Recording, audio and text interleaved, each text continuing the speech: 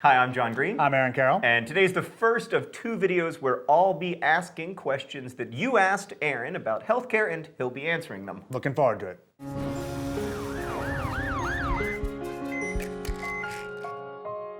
The first question is very important, which is, do you guys have any merch?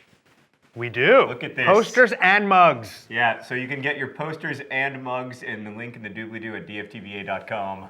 To the research! Yes. Next question from Alex. Tell my mom whether or not she should keep spending her money on essential oils. That should only depend on whether you have stock in a company that sells essential oils. Otherwise, no. To be fair, I have enjoyed a good essential oil here and there, but not for health reasons, Right. just to improve the quality of my bath. If you enjoy, okay, fine. If you like the smell, then that is fine, but you're not going to get any kind of health benefit from it. Maybe mental health benefit. Maybe. I love my baths. Aaron, I have the most magnificent, well-planned baths. Like, I have essential oils, I have these wonderful bath salts. It's just, oh. I like bath bombs. I like a good bath bomb occasionally, but I have it down to such a science that I essentially build the bath bomb from scratch every time. Candles, How often? low light, every day. Really? I take a All bath right. every day, like a 40-minute bath. Oh, It's that's the highlight of my day. Great life. Peter Beck asks, does the stupendous cost of becoming a doctor in the US versus the UK have a negative effect on healthcare quality? Nationally? There's no evidence for that. I would imagine that it probably does keep some people out of becoming a doctor because the price tag can seem so large that perhaps it discourages some people who probably at the lower end of the socioeconomic spectrum from getting into it. But I don't think anybody's measured whether that's impacted downstream how healthy people are in the United States.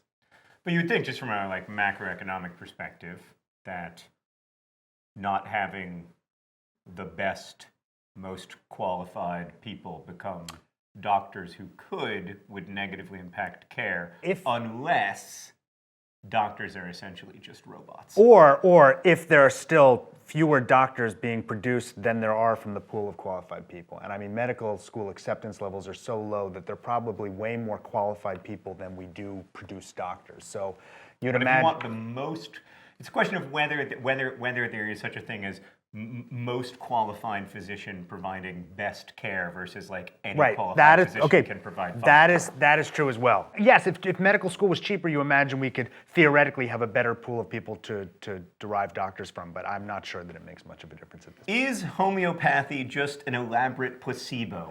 If people are using it colloquially, if people are using it colloquially to talk about alternative medicine in general, no. There are some things that people do which will be labeled alternative medicine, which have been proven even in randomized controlled trials to work. But if the question is specifically about homeopathy and that you're sort of adding the thing that's bad for you in tiny amounts to try to get better, that has not ever really been proven to work in a large trial. And so if anyone is getting a benefit, it could be placebo.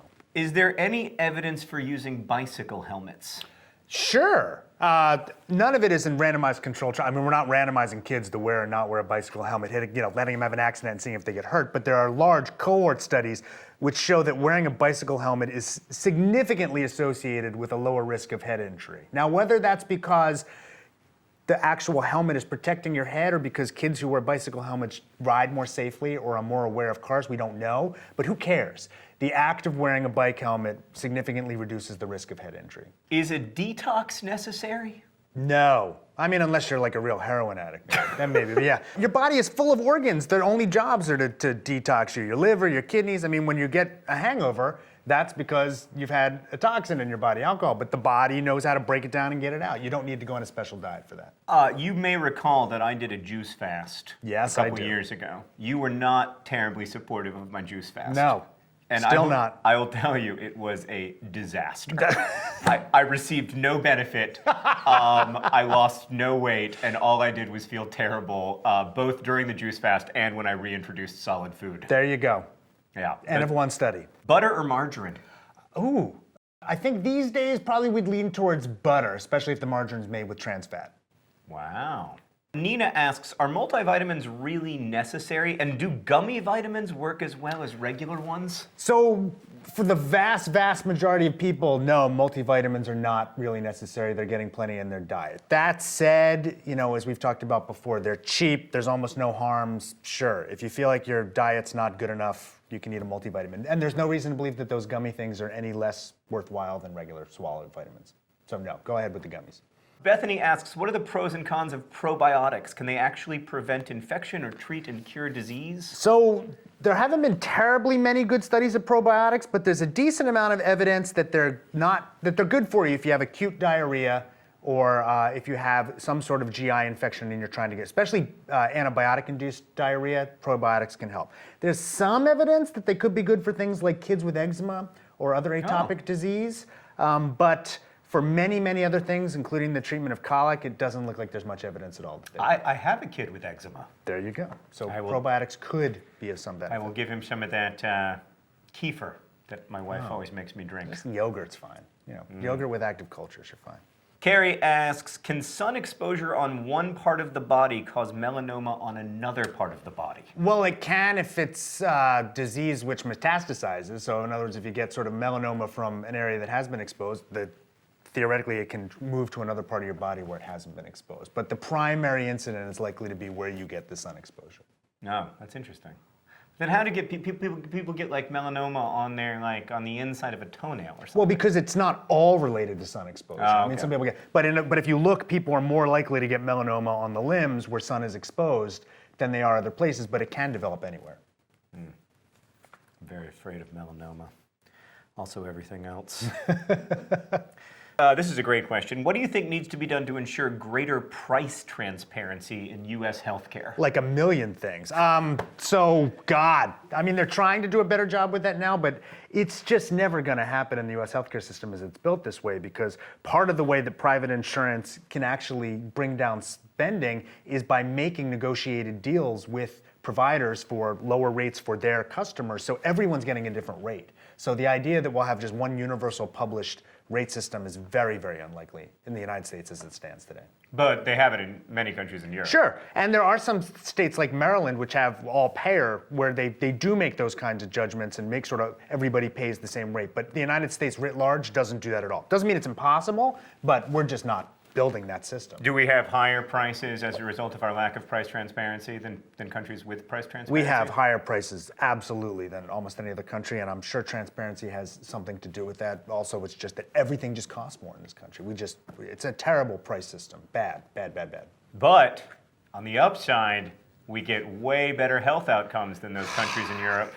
Okay. Don't we? No! Dang it! No! In some things, in some areas, we absolutely do very well. Like if I need a heart-lung transplant, I'd like to be in the United States. But, if you need regular run-of-the-mill health care, sometimes the big outcomes that we care about at a population level are better in many, many, many other countries than they are here.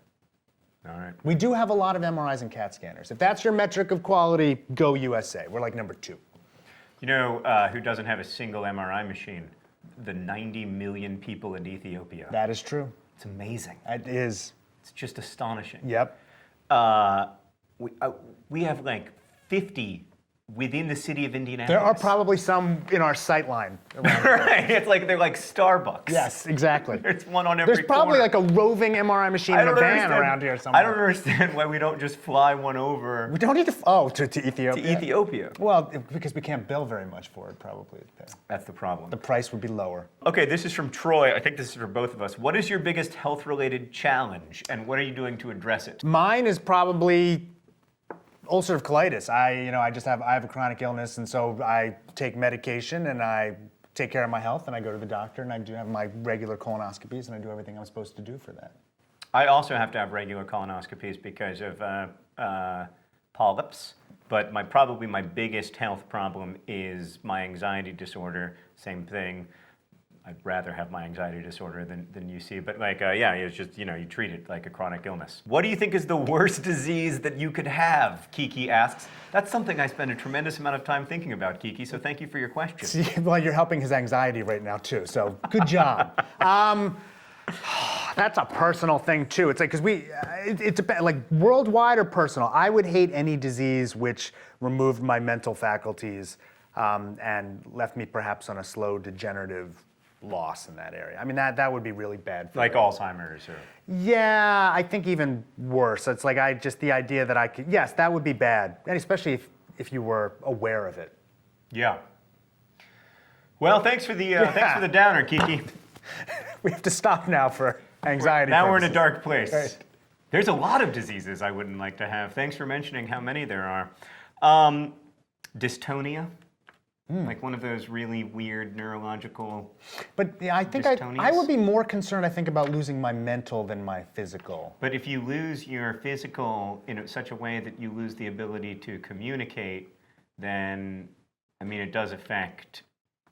Then you're sort of stuck inside of yourself. That's scary to me. Except that, and again, see, we're debating like badness here, but there are so many great ways to help people communicate these days that even people with incredibly bad dystonia still can often communicate in very effective ways in the world. So, Yep.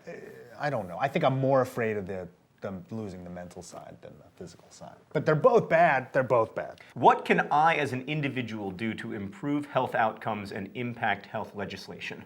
Vote. Vote for people who are supporting legislation or policy changes that you endorse. Aaron, thank you for answering all of our questions. Thank you for asking them. I am terrified, but also informed. As am I.